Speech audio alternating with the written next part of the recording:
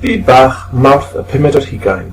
Dyma Siôn a Treuli gyda chrynodeb o newyddion diweddaraf o Sbaen. Da'r newyddion yma o'r papurau newyddion El País, 20 minutos, El Huffington-Post.es ag El Mundo.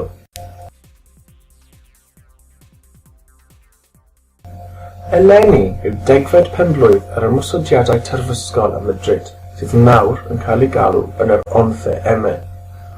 Yn yr ymosodiadau yma, bu farw 191 o bobl ac fe anafwyd 1,800 mewn un o'r ymosodiadau terfysgol gwaethaf yn hanes Ewrop.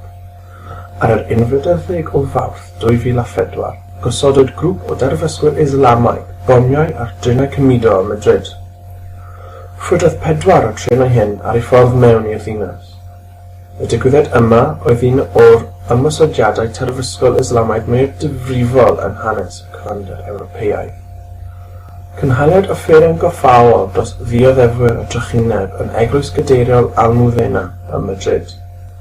Mynychodd brenin y wlad, Juan Carlos, a'i wraig, y Frenhines Sofia yr offeren, ble wnaethant gwrdd ag arweinyddion cymdeithasau'r dioddefwyr. Roedd y ddinas i gyd yn galaru a chynhaliwyd seremonïau coffaol ar draws Madrid. Rhyddhawyd 191 o falwniau gwynion cof am y bobl a bu farw, a dywedodd arlywydd Sbaen, Mariano Rajoy, cydgefnogaf y teuluoedd ac mae dioddefwyr yr ymosodiad gwaethaf ar ein gwlad yn fy meddwl o hyd. Mae Sbaen gyda chi. Mae'r hanes nesaf yn aros ym Madrid, gyda gorymdeithau'r 22M. Ar yr ail ar 20 o Fawrth, cynhaliwyd o'r ymdaith sydd yn cael ei alw'n gorymdeithau urddas yng nghanol dinas Madrid. Cynhelir y gorymdeithau yma dros derfyn ar y toriadau sydd wedi effeithio llawer o Sbaenwyr, ac am ymddiswyddiad y llywodraeth cyfoedol. Yn ôl trefnyddion y brotest, cymerodd mwy na 2,5 filiwn o bobl rhan yn yr ymdaith yn blwyddyn arwyddau, bara, gwaith a tho i bob dyn a phob menyw. Yn anffodus, roedd tensiwn y sefyllfa yn ormod i rai o'r gorymdeithwyr a chaethiwyd o leiaf 17 person o dan gyheddiad o ddifrio a gwrthwynebiad i awdurdod. Ac anafwyd tua 70 o bobl yn y brotest, 7 o reini yn heddweision, gydag un heddwas mewn sefyllfa ddifrifol yn ysbyty Nuestra Señora de la America. Nawr, rydym yn neidio i ogledd Affrica ac i hanes sydd yn sôn am y berthynas tyn rhwng Sbaen a Morocco. Mae'r hanes yma yn seiliedig ar ddinas Melilla ar y cyfandir Africanaidd.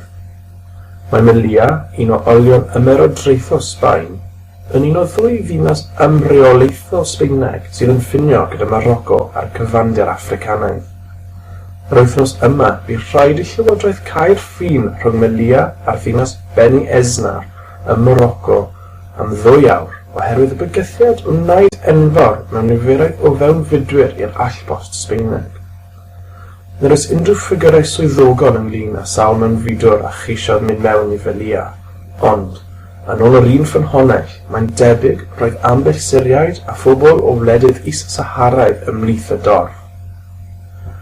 Melilla yw'r pwynt pwysicaf ar y ffin rhwng Sbaen a Morocco.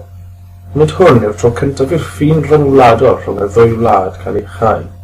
Mae dros 1,500 o ffoaduriaid Syriaidd yn y ddinas Moroccoaidd agosach i Melilla, Nador, ac ar y 19 o Fawrth, ceisiau dros 500 o fewnfudwyr dringo'r weirin ellyn rhwng y 2 wlad. Yn ôl i dir mawr Sbaen, ac mae'r referendwm am annibyniaeth yng Catalwnia yn agosau. Yr wythnos yma, cynhaliodd y CEO, Canolfan Astudiaethau Barn, holiadur yng Catalwnia ynglyn ag os oedd y Catalaniaid o blaid neu'n erbyn i Catalwnia fod yn wladwriaeth newydd yn Ewrop. Yn ôl y rheini a gyfynwyd, roedd 59.6% o blaid a dim ond 29.7% yn erbyn. Mae'r newyddion yma yn dod dim ond rhai misoedd cyn i'r wlad cynnal y referendwm, ond, yn anffodus i'r Catalaniaid, sydd o blaid annibyniaeth, Mae'r Llywodraeth ym Madrid yn gwrthod caniatáu'r Generalitat, Llywodraeth Catalwnia, i gynnal y referendwm yma. Gyda nifer yng Nghatalwnia yn dweud bod Senedd Sbaen yn ofni byddai Catalwnia, un o ranbarthau cyfoethocaf y wlad, yn penderfynu gwahanu o'r wladwriaeth Sbaenaidd i fod yn wlad yn ddibynnol. Daw'r newyddion hyn ar yr un pryd â newyddion am y bleidlais o blaid annibyniaeth yn ardal Veneto yn yr Eidal, ond un mae Llywodraeth y Rhufain yn gwrthod derbyn, a hefyd ychydig o fisoedd cyn i'r Alban cynnal y referendwm am ei dyfodol hun a'r sefyllfa'r fregus yn y Crimea.